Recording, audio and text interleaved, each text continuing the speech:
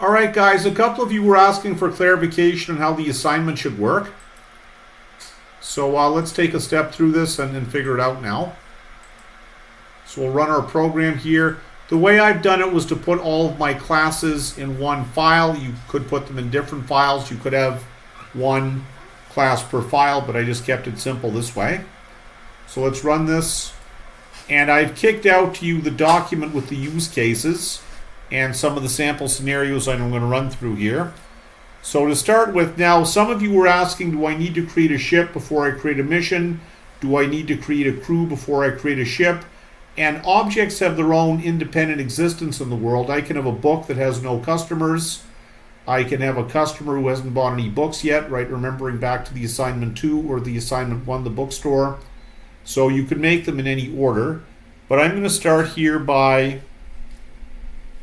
with manage ships, right? Oh, so actually, well, I'll start with managing personnel. Doesn't really matter. So I'll say step 2 here. So I'll type in 2 to select from my menu, manage personnel.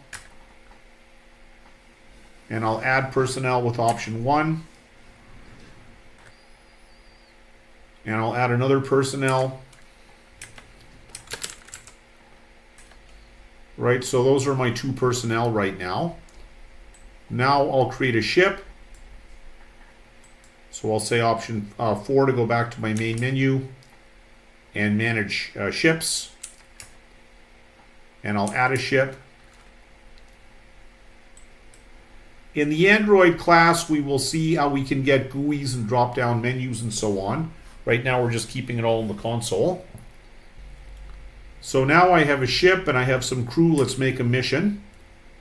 So I'll say 3 for manage missions. And I view missions. I don't have any yet. No missions. So let's add a mission. So 1 for add mission. And it's probably better if you plan this out in advance, maybe on an Excel spreadsheet or something to make it easier to keep track of. I'm just making this up as I'm going along. And the mission objective, as I've already said, investigate intelligent radio signals. So view missions.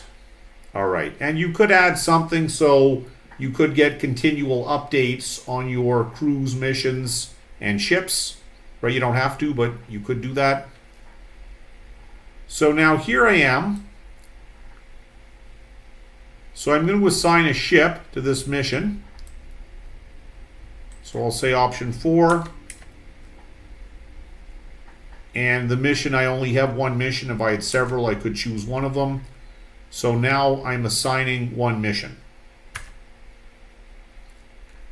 And does it have a crew yet? I don't think we did that. So let's go and add crew member. So option 2 to manage personnel. Add a crew member. And that's pretty much all you have to do. That's the extent of it.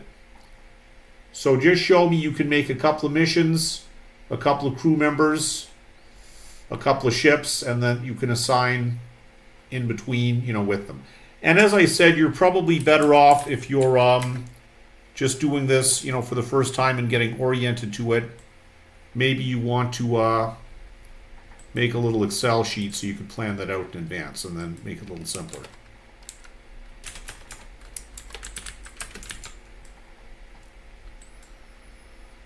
I can't really think of anything else to say. That's about it. So if you have any questions on that, let me know, but that's kind of what your code's going to look like. So somebody was asking about how to structure the code. Well, I mean, really, if you're doing this for real, you would use the stuff we taught about unified process, lexical analysis. I would study my description of my problem. I see that I need some spaceship, I need some personnel, and I need some mission, and they would reasonably be described as data classes. I would need a sort of a manager object to be in charge of my spaceships. And I would need a manager object for my crew. And I would need a manager object for my missions, and they would create these objects.